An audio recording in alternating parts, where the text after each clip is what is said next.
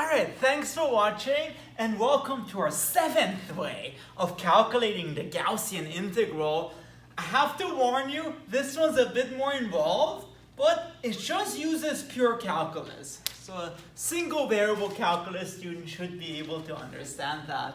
And the cool thing is, it uses our best friend. Woo! That's why I'm wearing this sweater right now. And again, I would like to thank Keith Conrad for coming up with all those ways. So this is really, really cool. This one, I would like to call it the Wallis way because it's very similar actually to the proof of the Wallis formula, which you can also find on one of my videos. Okay, and as promised, it uses my best friend. So first of all, so I guess step one. Note that we have the following identity. E to the x, it's squeezed between 1 plus x and 1 over 1 minus x, at least for x positive. And why is that? Because e to the x is 1 plus x squared plus 2 plus dot dot dot. So in particular, if x is positive, well, the tails are positive, so e to the x would be 1 plus x plus some positive terms. So it's already bigger than 1 plus x. On the other hand, remember what 1 over 1 minus x is? Well, it's 1 plus x squared plus x cubed plus dot dot dot. At least for x less than 1. And notice, well, x squared over 2 is less than x squared. X cubed over 3 factorial is less than x cubed. That's why we have this identity. Okay, so hopefully now you're convinced. Alright, what does that have to do with the Gaussian integral? Well, let's convert it into the Gaussian integral. So first of all, e of negative x squared. You see, if you plug in negative x squared here, and it's a bit silly because I said x positive, but okay, well, in any case, we have this, and so this is still true. So e of negative x squared, it's still greater than or equal to 1 minus x squared, and less than or equal to 1 plus x squared. Alright, and again, it's not quite obvious how we get the Gaussian integral, but let's take this identity and raise it to any integer power. So let's take the nth power of this. So e of minus x squared to the n is less than or equal 1 plus x squared to the n less than or equal to 1 minus x squared to the n. Alright, and then what we want to do next is just take this identity and integrate it from 0 to 1. Take this integral from 0 to 1, blah blah blah dx, integral from 0 to 1 this dx, integral from 0 to 1 this dx. And then first of all, what this becomes, it becomes e of negative nx squared.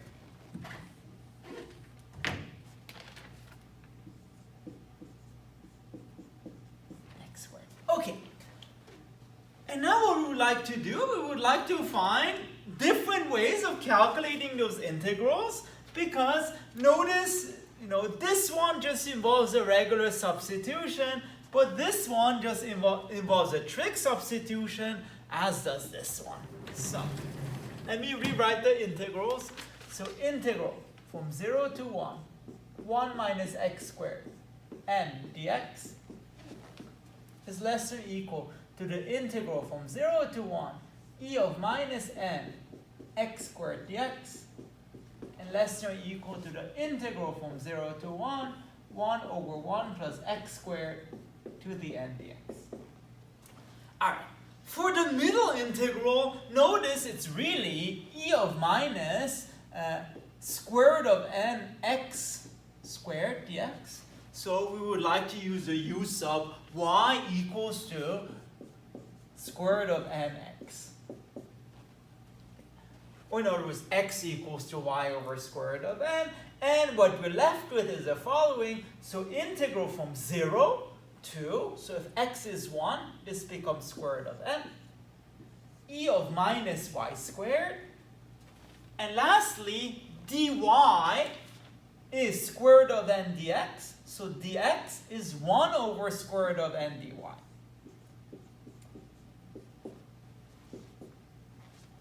So that is that. And now, for this one, or maybe let's do this one first because it's easier. Let's use just a usual trig substitution. Y, or I guess x equals to sine of theta.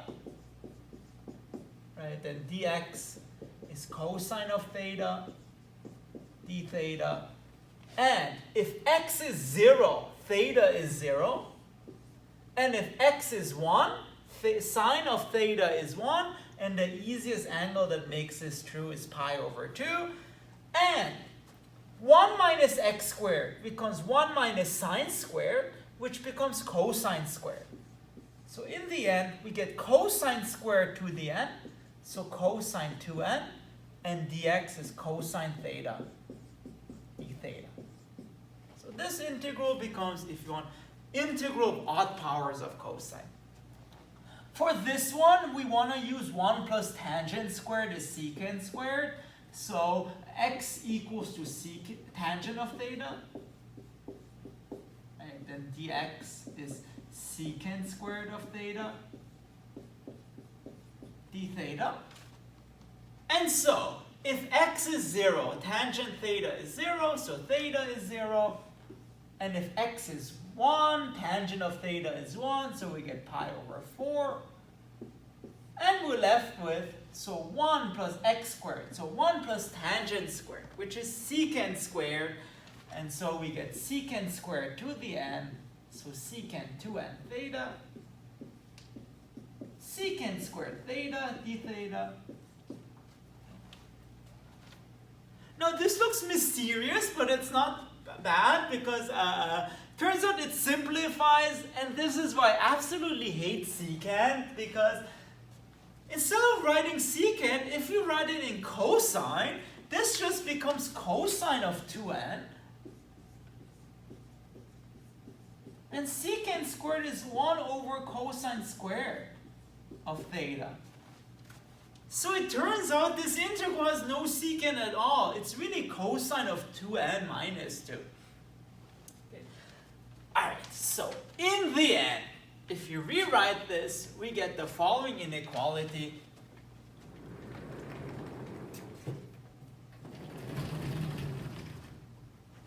So,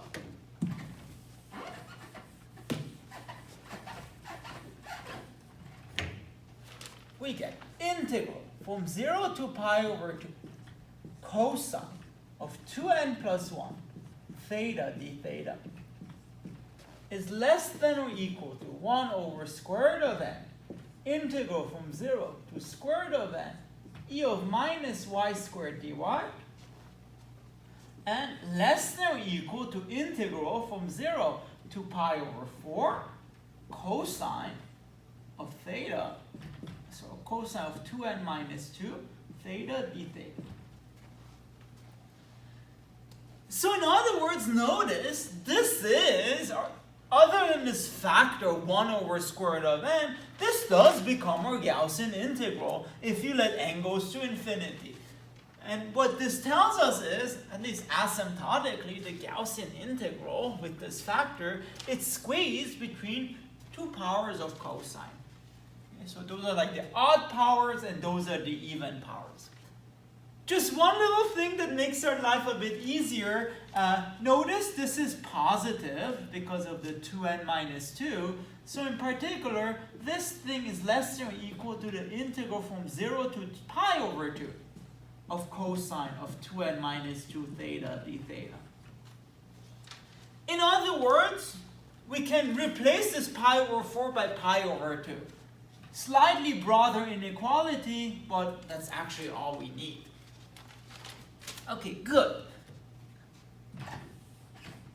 And so notice this thing here is squeezed between powers of cosine. So just like in the proof of the Wallis formula, so I guess step 2, let's just let in equals to the integral from 0 to pi over 2 cosine to the n theta d theta. Then, multiplying this by square root of n, what we really get is square root of n I of 2n plus 1. It's like our Gaussian integral is squeezed between that and square root of n I 2n minus 2. And here's the claim that will probably take us the rest of the video to prove. I'm claiming that square root of n equals to square root of pi over 2. Sorry, it goes to square root of pi over 2 as n goes to infinity. In other words, asymptotically, in is, if you want, big O of 1 over square root of n.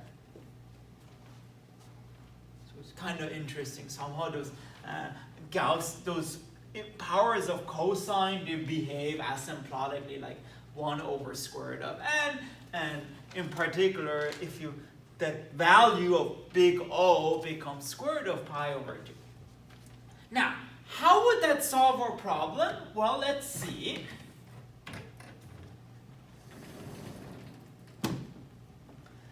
Then, what do we get?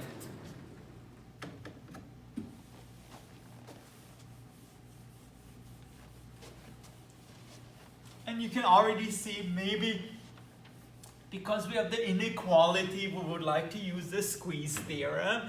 So, I'm claiming this is true. Let's see what happens to square root of n I of 2n plus 1.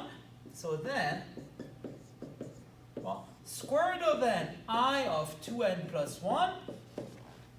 Well, this theorem would hold if we multiply I 2n plus 1 by square root of 2n plus 1.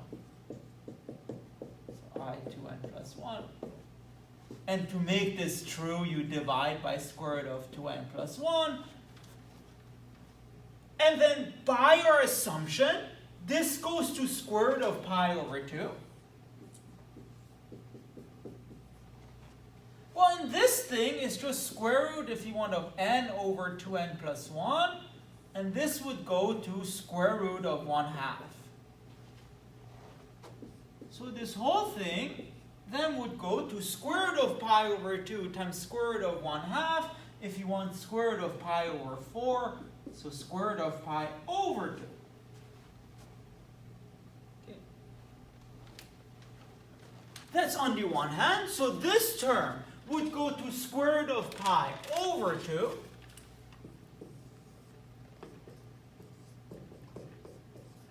Okay. I'll be back.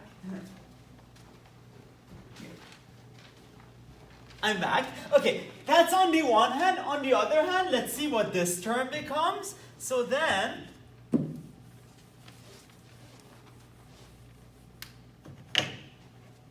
similarly, square root of n I 2n minus 2. Again, that's square root of 2n minus 2 I 2n minus 2. We still have this square root of n, and to remedy this, we get 2n minus 2. Again, by our fact, or I guess by our claim, this becomes square root of pi over 2. And just as before, this becomes 1 over square root of 2. And so as n goes to infinity, this goes to square root of pi over 2. And so this right-hand side would also go to square root of pi over 2. And therefore, by the squeeze theorem, as n goes to infinity, this middle term would go to square root of pi over 2.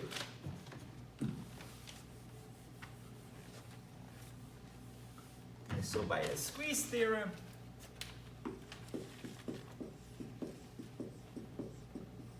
limit n goes to infinity of the middle term, so e of minus y squared dy equals to square root of pi over 2.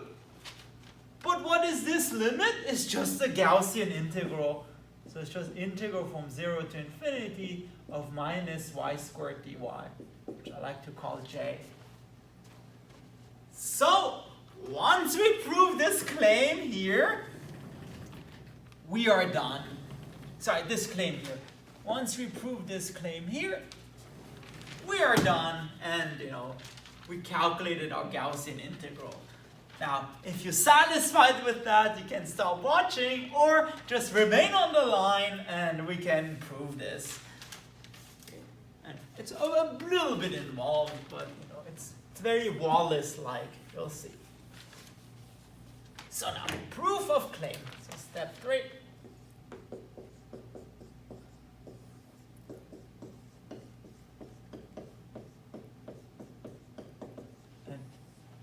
In fact, let's get rid of the square roots. Let's just square everything, and let's show that in squared goes to pi over 2.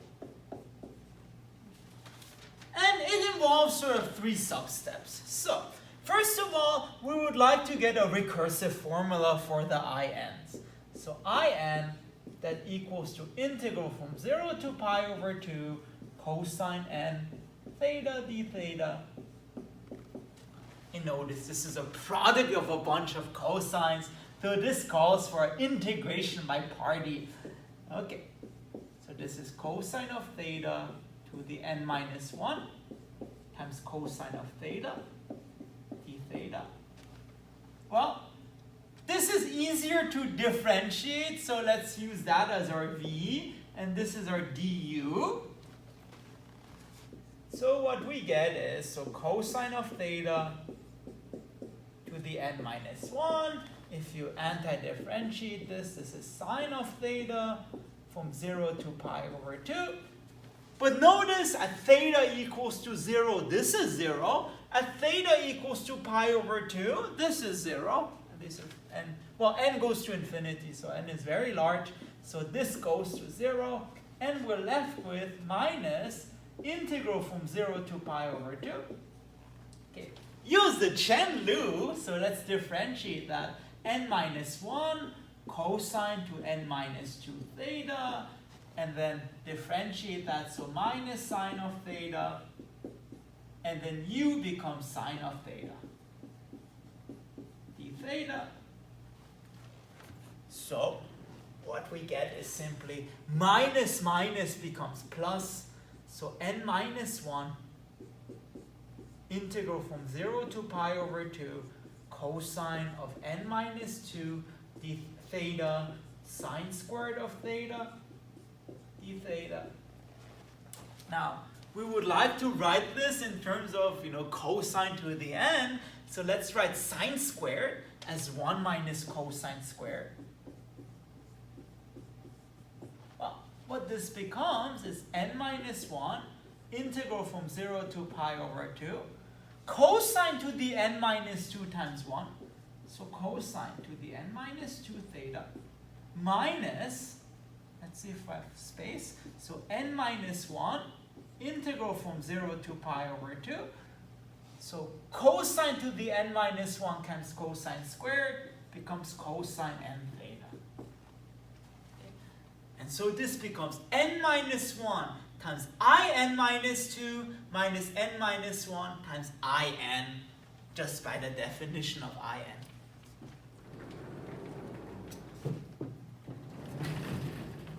So let's see how that simplifies. Done.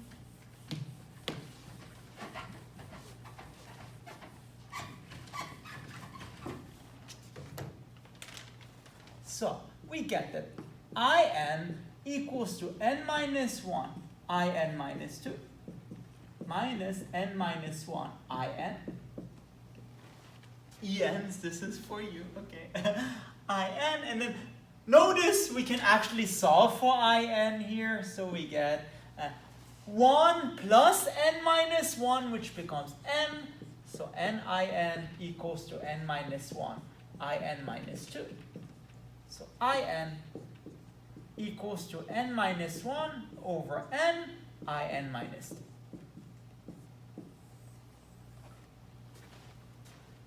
And this will be useful in a second. So, and let me explain why this is useful. So it relates in with two terms before. So if n is odd, it relates odd n with the previous odd n. If n is even, it relates even n with the previous even n's. And now what we would like to do now is an identity that relates odd and even together. So here's the next claim.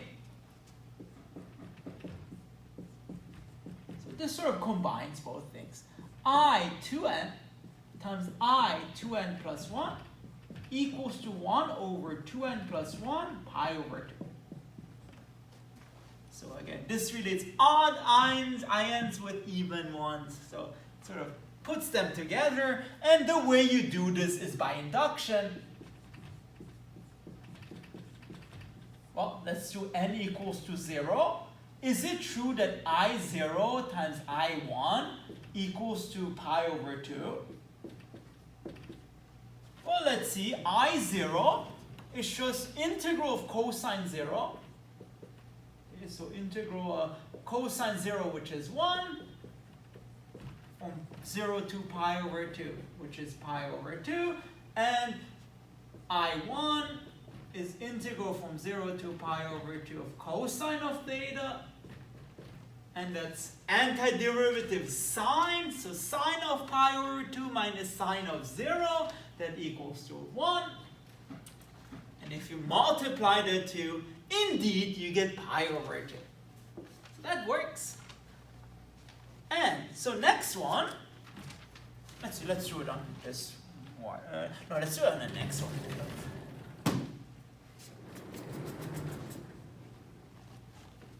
So now for the inductive step, let's suppose it's true for n, and let's show it's true for n plus 1.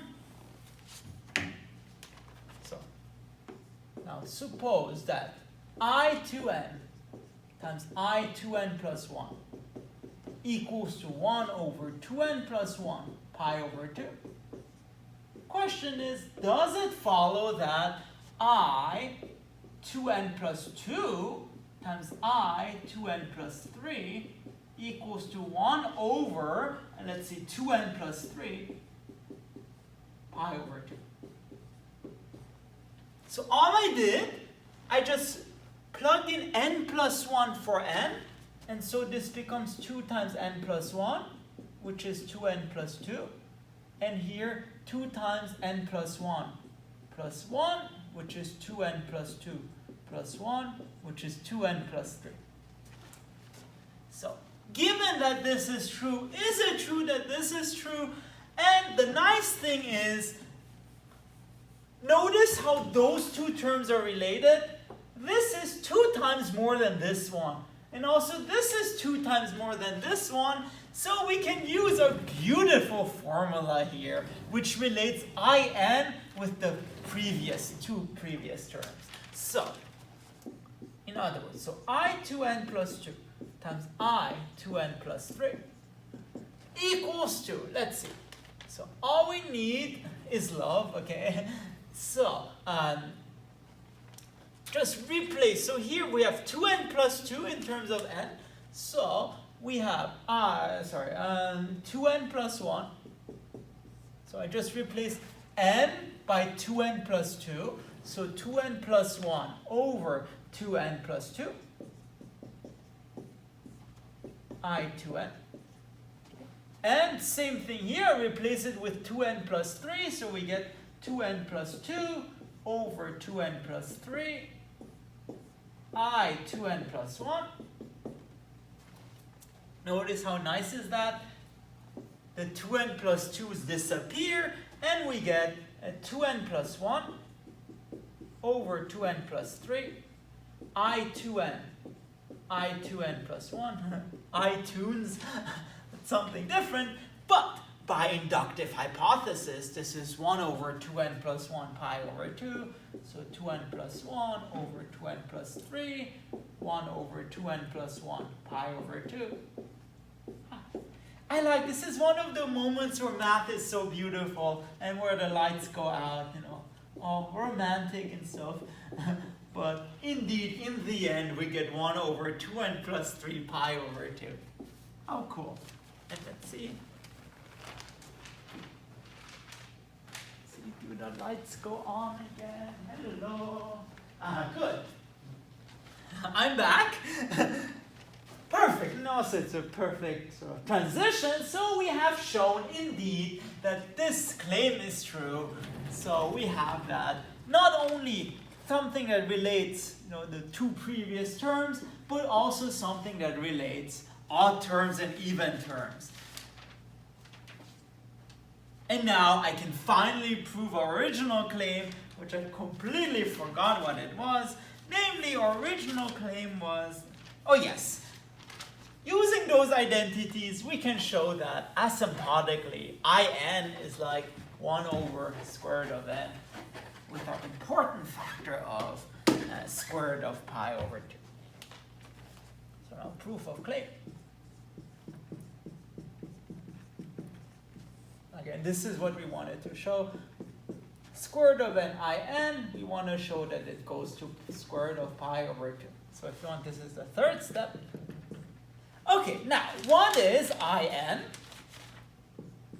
Again, for the 10th time, it's integral from 0 to pi over 2 of cosine n theta d theta. Okay, and notice we have this identity which relates, you know, in with sort of in minus 1. I guess not really, but motivates the following. So this is cosine of theta, cosine of n minus 1 theta d theta. In particular, notice this is less than or equal to 1. So in particular, it turns out in's, they're decreasing because this is just equal to this. Right. In this region, you know, cosine is positive, and this is less than or equal to 1. So this is less than or equal to the integral from 0 to pi over 2 of this, which is just in minus 1. So as I said, in particular, the in's are decreasing. So in is less than or equal to the previous term, which is less than or equal to the previous term, in minus 2. And the nice thing is, the reason I use this is because, remember, we have this nice identity, which I erased, but which relates in with the previous term. And that identity was, remember, in was n minus 1 over n, in minus 2.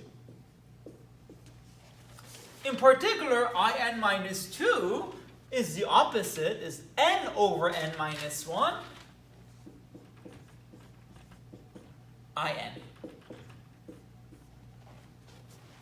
So in other words, the previous term, it's sort of squeezed between the next term.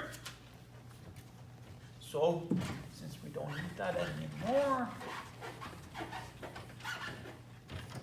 we then have the following. So in minus 1 is less than or equal to n over n minus 1 in. That's less than or equal to in. And in particular, let's divide the two, because again, we want to figure out what happens asymptotically. So let's just consider the quotients. So in minus 1 over in is less than or equal to n over n minus 1. It's less than or equal to 1. In particular, notice that asymptotically, in minus 1 and in are pretty similar. So in minus 1, it's similar to in. It's not like the geometric series, for example, where, you know, the next term is half of the previous term, etc., etc. Basically, what this tells us is that roughly the terms stabilize. Why is this important? Because remember we have this other identity which tells us that I2n plus 1 equals to 1 over 2n plus 1 pi over 2.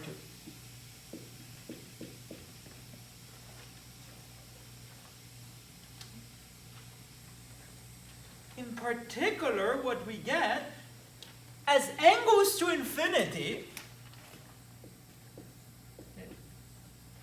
what does that mean? We have that in minus 1 is similar to in. In particular, I of 2n plus 1 is similar to I of 2n. So I of 2n squared, so I of 2n times I of 2n, it's similar to, and again, you could make this rigorous, but at this point, I don't know if people are watching or not, but we get 1 over 2n plus 1, it's similar to 1 over 2n. So it doesn't matter if you add another term or not, so it's 1 over 2n times pi over 2. In particular, if you cross multiply, you get 2n, I of 2n squared, it's similar to pi over 2. But notice this is precisely what we want. What this tells us in particular is that limit n goes to infinity of 2n, I of 2n squared equals to pi over 2. So in other words, for even n, our claim is proven because we want to show for regular n, in squared goes to pi over 2. Yeah. So we're done for even n, and the case for odd n is very similar because if n is odd, then, or I guess for general n, this is also similar to I of 2n plus 1. So again, taking this identity again, we get I of 2n plus 1 squared. It's similar to 1 over 2n plus 1 pi over 2. In particular, 2n plus 1, I of 2n plus 1 squared, it's similar to pi over 2. Okay. And what that means is the limit as n goes to infinity